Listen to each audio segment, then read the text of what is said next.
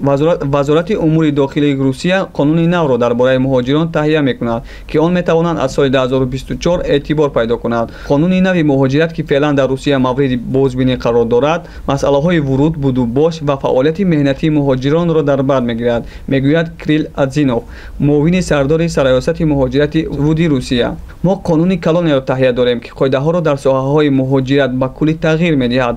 он ба муносибатҳои ҳуқуқӣ марбут ба вуруд будубош кори шаҳрвандони хориҷӣ таъсир мерасонад ва боиси бекор кардани як қатор санадҳое мегардад ки ҳоло амал мекунанд. Адзинов гуфт ки танҳо ду намуди вуруд ба русия боқӣ мемонад ки яке бо раводид ва дигаре бидуни он.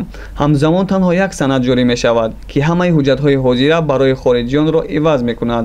дар идома ӯ изҳор дошт ки масъалаи расонидани кӯмаки тиббӣ ба муҳоҷирон дар доираи суғуртаи ҳатмии тиббӣ ва гирифтани раводиди тиббӣ дар назар аст.